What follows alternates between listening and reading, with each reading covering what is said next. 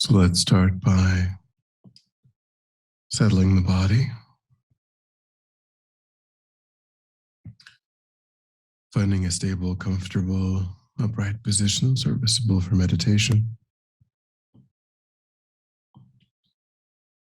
So we keep our feet flat and our back straight, torso open, hands in the lap, right over left with the palms upturned and the thumbs gently touching. Our eyes are gently closed or slightly open, making sure we let in enough light to remain alert.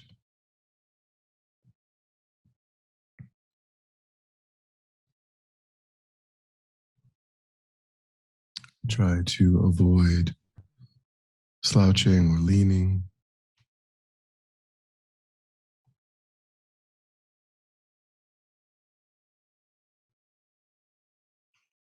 We also let go of unnecessary tension.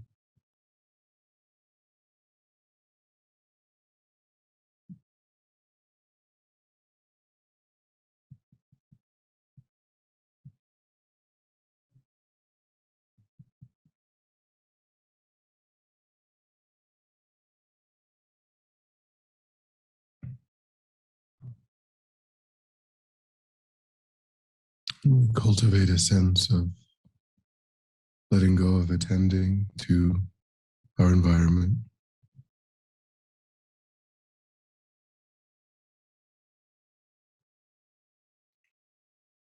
pulling back our awareness, holding it just to the body and mind.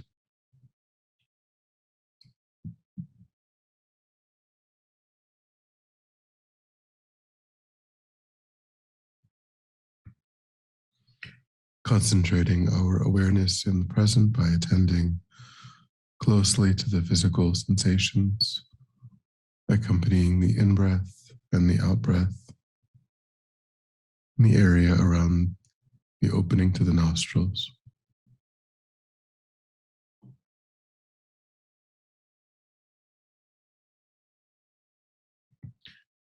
Noticing quickly when anything other than that one physical sensation is arising in the mind without judgment or frustration, lifting our attention up from that distraction and placing it back on the breath again and again.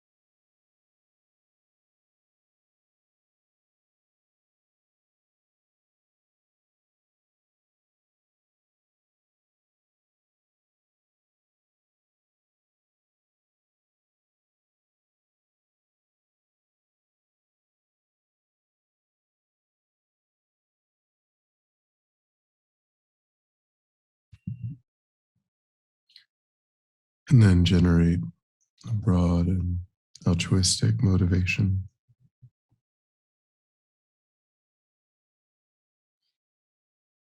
taking a moment to intentionally widen your circle of concern,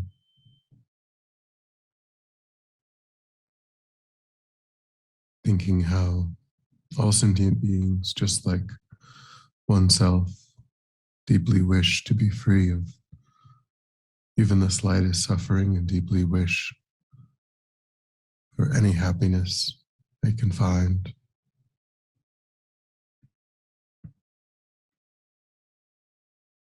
And how again and again sentient beings meet with obstacles and difficulties, painful circumstances,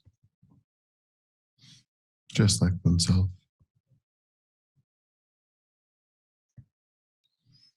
Wanting all sentient beings to be free of that condition,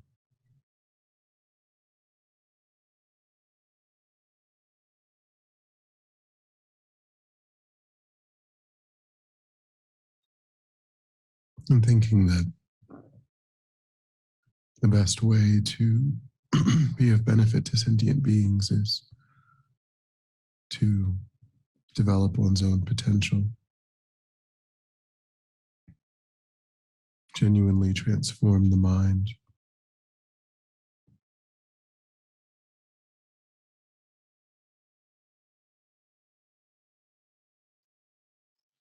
eliminate tendencies and habits that give rise to painful states of mind,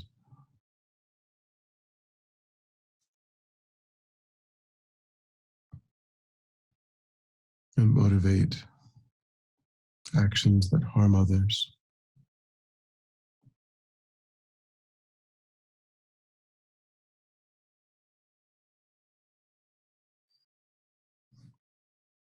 And generate new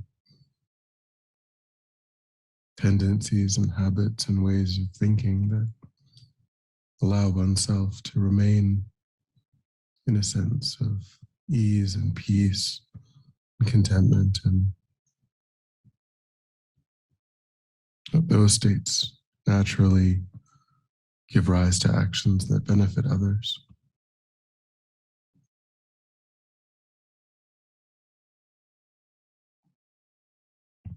And seeing this as the purpose of our time.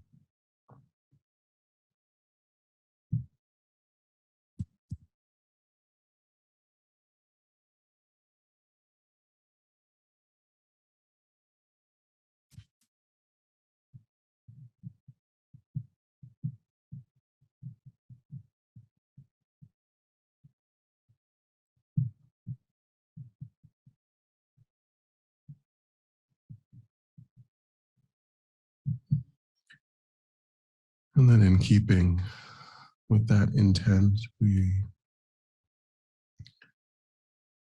will contemplate the disadvantages of the mind of anger, the mind that wishes to return a harm with a harm, retaliatory mind.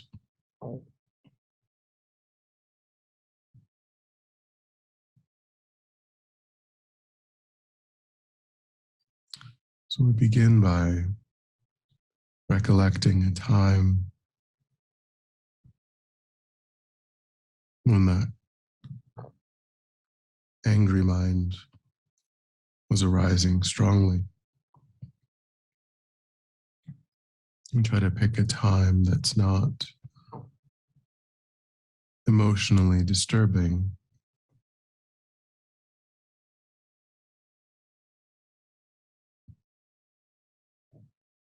but a time when we lost our composure, our temper,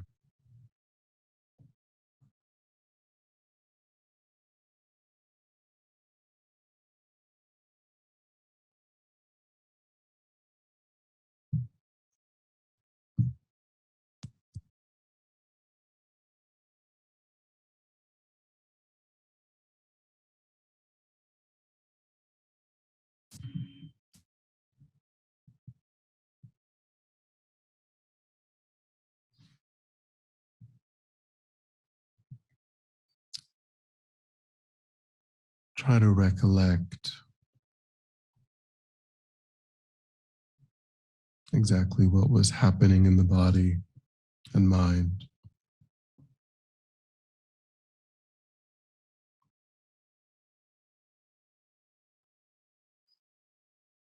Remember the physical and mental discomfort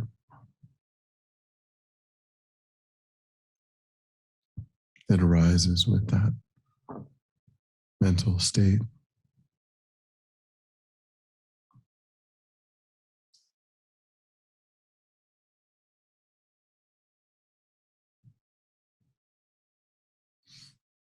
Recollect any thoughts or impulses to inflict harm.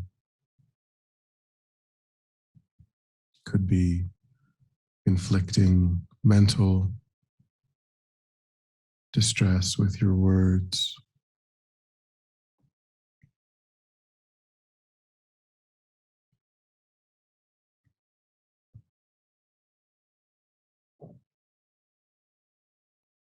the impulse to wound with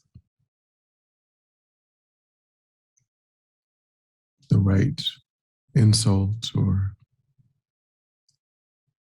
the right demeaning comment.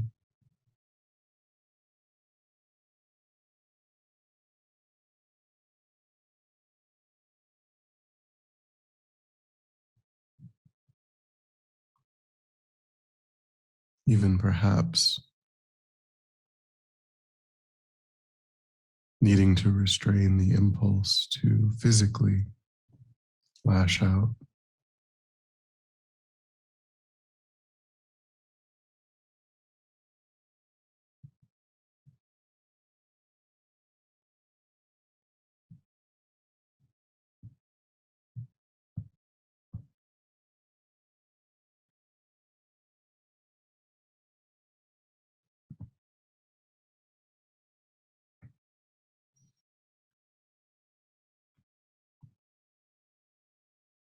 Try to recollect that this mind arises with some frequency in various forms.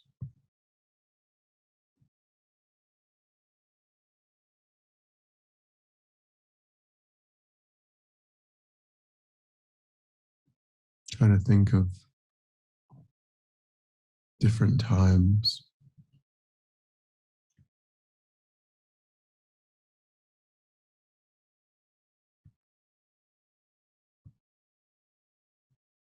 and the kinds of circumstances and results that flowed from the arising of anger.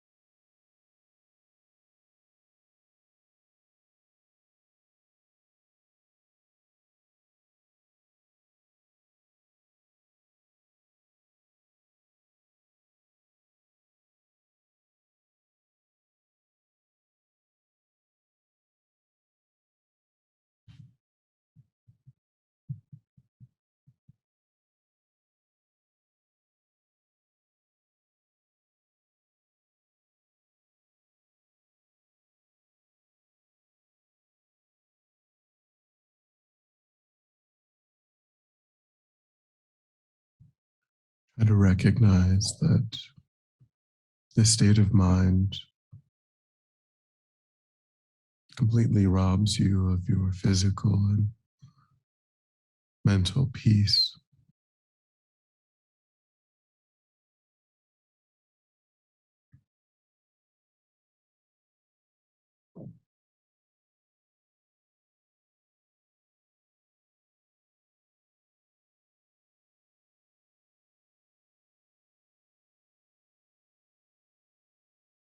Check and see if that's verifiable in your own experience.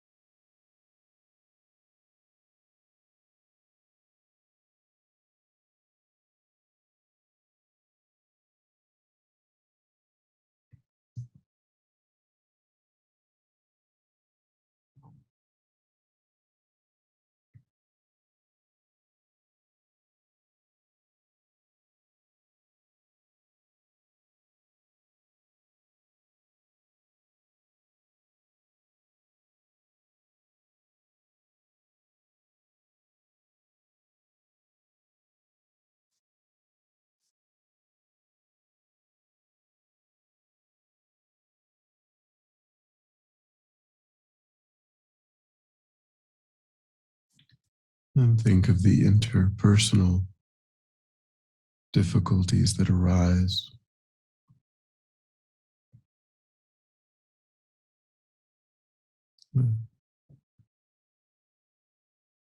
challenges in maintaining friendships.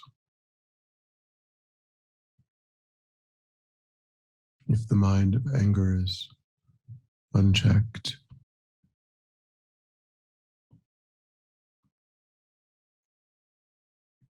the ease with which we might create distance and make it hard for people to want to be close to us, to help us.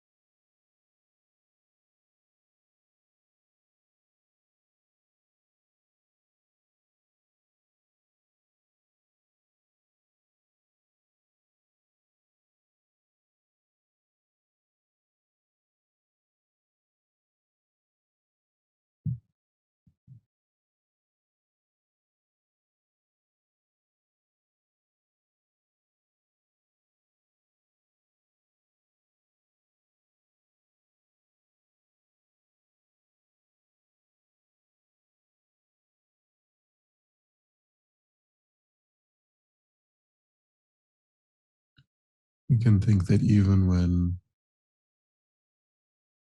it seems like no one's around and we get angry at a circumstance or a situation,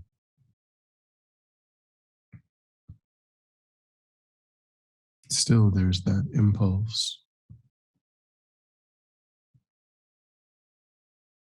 to perhaps hit the table, to shout,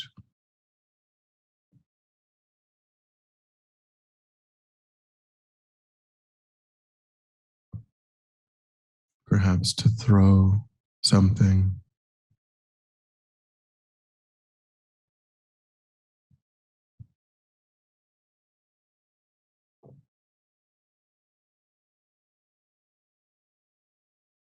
It's as if that energy takes over and possesses the body and mind in that moment.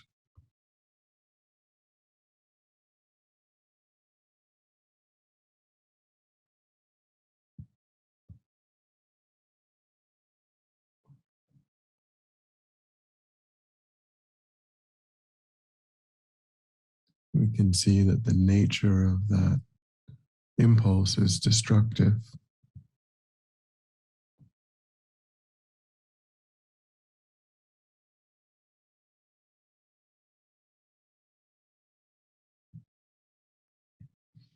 It's not a mind that seeks reasonable resolution to a difficult circumstance.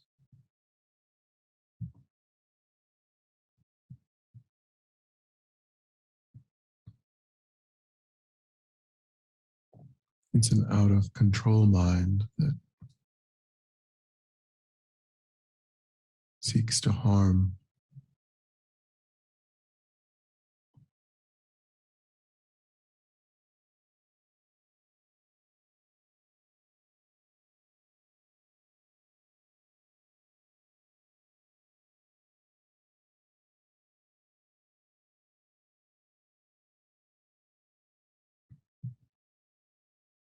You can think the more that we practice the angry mind, the more entrenched that habit will become.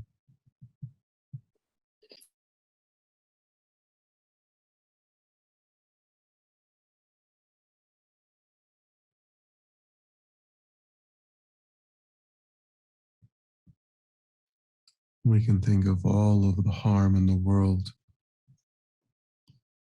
that comes from more extreme forms of anger.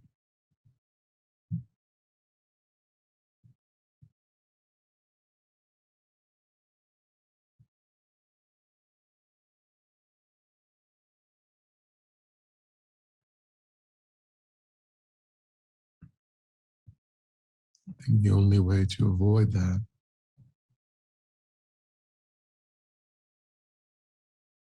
is to reduce, eventually eliminate giving in to the angry perspective.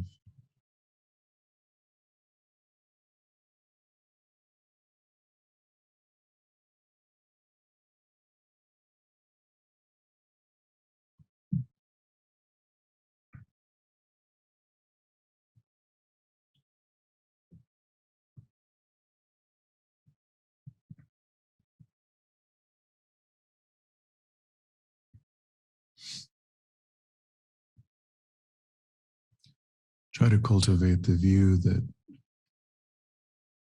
sees anger as a poison in the mind.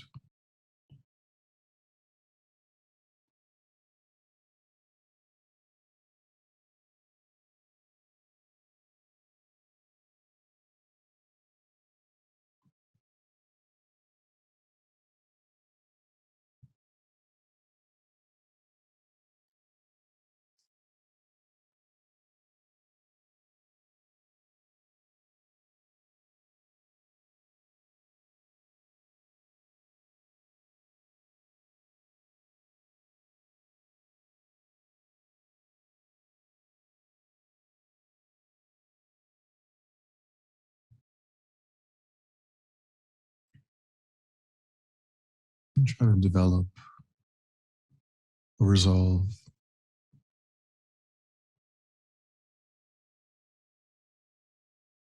to uproot the causes and conditions of anger in the mind, to learn effective antidotes, to apply those antidotes.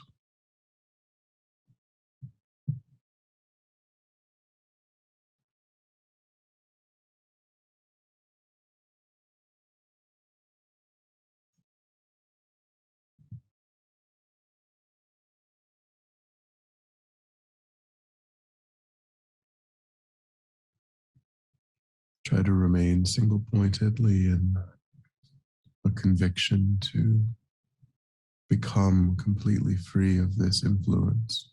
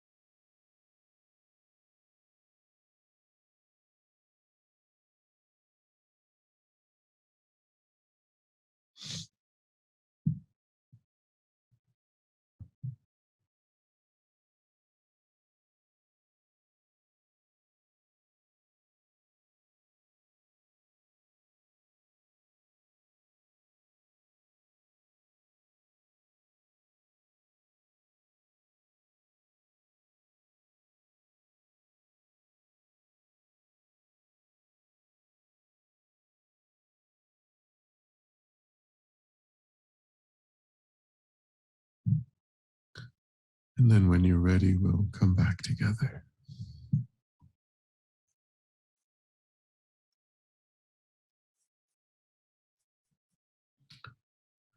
And we'll dedicate. So recollect your altruistic motivation and think that having contemplated in this way, you've actualized that motivation, created positive energy in the mind, and think that you offer the fruit of your practice for the benefit of all sentient beings without exception. You made that positive energy ripen in whatever way is truly beneficial for sentient beings. May it serve as a cause and condition to eliminate war and conflict, poverty, disease, natural disasters.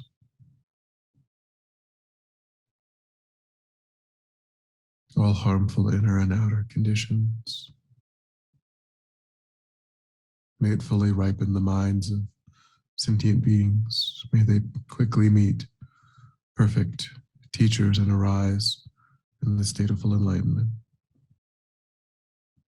May I too achieve the state of enlightenment so I might benefit sentient beings perfectly.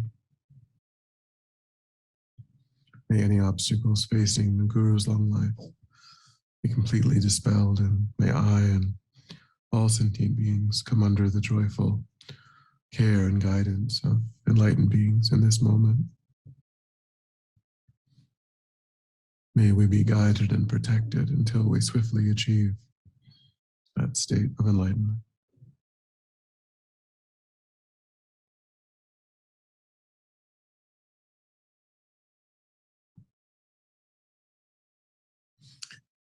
Thank you.